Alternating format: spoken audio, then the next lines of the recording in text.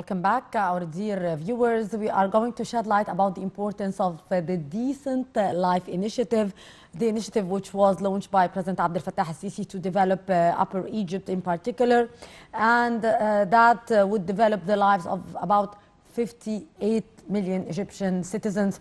To shed more light on that, we are very much delighted to have with us over the phone Dr. Pacinethe Fahmy, our economic expert and former member of Parliament. Dr. Pacinethe, good morning. Good morning, ma'am. Dr. Pacinethe, what are the aims of the Decent Life Initiative and its importance from your point of view? It is not important, it is extremely important. It is unacceptable, and I repeat, unacceptable, that the Egyptian people would live in that status for decades, for tens of years. They were neglected, no major services, electricity, power, sewage, education, healthcare, you name it, sports, culture. They were living in an unacceptable environment, which obviously I could call that even the Egyptian villages were living like the people living in the slums. And possibly the people living in the slums in the major governorates had some basic services. But in the other governorates, you exclude Cairo, Alexandria, and Port Said, the rest of Egypt, people were living in a distress. But Mr. President, ever since he was elected and came to power, his main concern was to improve the standard of living for the Egyptians and to let them live in a decent environment, because you cannot ask for a young generation and people to build their countries and participate in the new world, if you want to call it, while they live in that distress. So this is, in my personal opinion, is the most important, and I repeat, important project after combating the slums, where Mr. President has been giving all his attention to work on it and to finish it as quickly as possible. And in that respect, I would call on all Egyptians, starting business people, social community, individuals, anyone who can really help in a way or the other, has to participate. But I want to mention as well point. The starting point is that every governorate should issue a long list of requirements detailing what the governorate needs in the major, in their cities and in the villages, so that people could see what can they do to participate and help as quickly as possible. But I repeat, unacceptable that Egyptians could continue to live like this. Indeed. And I would give all my respect and the thanks to Mr. President that he is giving all his attention to work as quickly as possible on really finalizing that problem. The other thing, the world is changing. Technology will rule the world.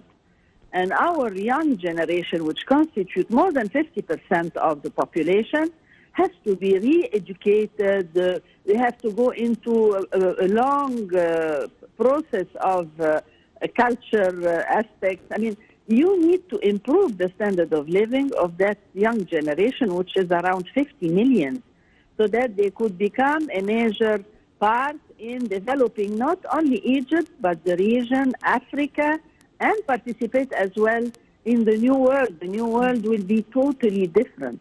World built on technology, civilization. It will never be the same world like before. And here as well, I wish to mention that the new cities, all of them, are intelligent cities. So this is again a major move and a good step to participate and to be included in the new era of the world, which is the technological era. Indeed, Dr. Fahmy, actually a report by the Ministry of Planning said that the education sector is one of the top beneficiaries, noting that 156 schools should be covered under the initiative. The importance here of developing the educational system to Egypt and to its citizens and to the future of the country. What's your take on that, Dr. Pacinethe? First of all, education will change totally. Most of the services in the future will change. Even the business will change. Nothing will be like before. COVID has put some rules where the world has discovered as well that there are many benefits of not continuing to work the same way. For instance, if we take banks, why having all the employees in the offices? So this would decrease the cost, will decrease the hassle, will decrease the possibility of fraud. For instance, for education, why having all the children in the school? So, but here you have to stop and say that we need to develop our communication systems, our technical aspect of transforming and transferring knowledge. So the world is changing. Even education, even work, everything will not be like before. The presence in the place will not be like before because it is costly. It is it causes crowd. I mean, it has a lot of problems. So I think education in the new sense, where people should understand that the world is changing, technology is the language. And I repeat, technology is the language. So here you have to spend a lot of money and attention on changing the style and the standard of education in Egypt to a complement with what is happening in the whole world. Yes. Dr. Pacinethe, also the report is saying that about 75% of the decent life investment will go to the upper Egyptian governorates, with Asyut receiving the lion's share with an amount of about 815.27 million Egyptian pounds. How do you see the importance of developing the upper Egyptian governorates, Dr.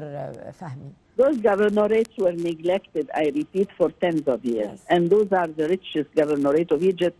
History started there, and we neglected them, and we dealt with them in an unacceptable manner.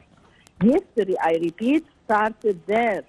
We have the most precious governorate of Egypt, full of history, full of treasures, full of resources, full of bright people. It could have never been left like this. And I want to mention as well the project of Toshka. Toshka has been revived, and we will concentrate there on agribusiness and the industry which is going to be built on it. Yes. So this part of Egypt, it was a shame that it would have been neglected like this. So yes, it is only fair that we start by there, and then we go up gradually, because the governorates which exist in the north, like Cairo, Alexandria, Port Said, and Ismailia, and those, they had a decent part, although they still need to be developed, especially especially the education part, the cultural part, the sports. Young generation needs to get more attention, much more attention than what is used to be in the past. Indeed. Dr. Pacinethe Fahmy, our economic expert and former member of parliament. Always a pleasure to have you with us, Dr. Fahmy, and listen to your very precious input. And with that, our dear viewers, we come to the end of this edition of The Breakfast Show, brought to you by my dear colleague Shireen Adel and myself, Maïsi Rabia, signing off until tomorrow with another crew. It's goodbye and have a very good day.